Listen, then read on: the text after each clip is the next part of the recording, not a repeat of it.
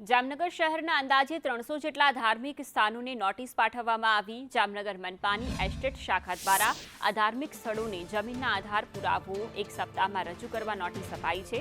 બેમવાસ, Indira society, Gayatri ચોક, માતૃ આશીષ society, Vinayak park, માટેલ ચોક, Krishna park જેવા વિસ્તારમાં ધાર્મિક સ્થળોની નોટિસ અપાઈ હતી, જેને સ્થાનિકો વિરોધ સૂર ઉઠાવ્યો છે। સ્થાનિક લોકોએ મહિલા કોર્પોરેટર રચના નંદાણીયાને સાથે રાખીને કમિશનરને મળ્યા અને નોટિસો પરત ખેંચવા માંગણી કરી છે।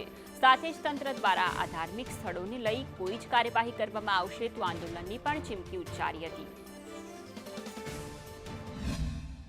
ધાર્મિક મંદિરો છે, તમે કોઈ પણ જાતના કોઈ ધાર્મિક પ્રતિષ્ઠિત આગેવાનોને એની સાથે ક્યાંય તમે ચર્ચા કરી નથી કે કોઈ પણ જાતનો તમે વિચાર વિમર્શ નથી કર્યો।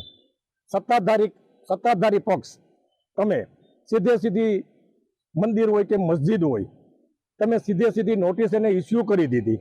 ધાર્મિક દબાણો કે જે જાહેર રોડ ઉપર હોય, જાહેર રસ્તાઓ ઉપર હોય કે કોઈ પણ એવા કોમન જગ્યાઓ ઉપર હોય અને જે પબ્લિકના આવાગમનમાં, ટ્રાફિકમાં કે અન્ય કોઈ પણ રીતે અડચણરૂપ થતા હોય એવા ધાર્મિક જગ્યાઓ હોય, એના ટાઇટલ એ પોતાની જગ્યામાં છે કે અન્ય જે માલિકીની જગ્યામાં છે કે પછી કોઈ પણ કોર્પોરેશન વિસ્તારની જગ્યાઓમાં છે, એની ખરાઈ કરવા માટે પ્રાથમિક તબક્કે જે તમામ ધાર્મિક દબાણો મહાનગરપાલિકામાં સર્વે કરીને ગણવામાં આવેલા છે। જે તંત્ર દ્વારા આ મંદિરને નોટિસ પાઠવેલી છે, ખરેખર આ મંદિર કોઈને નડતરરૂપ છે નહીં। 45 વર્ષ જૂનું મંદિર આ ગુલાબનગરનું છે।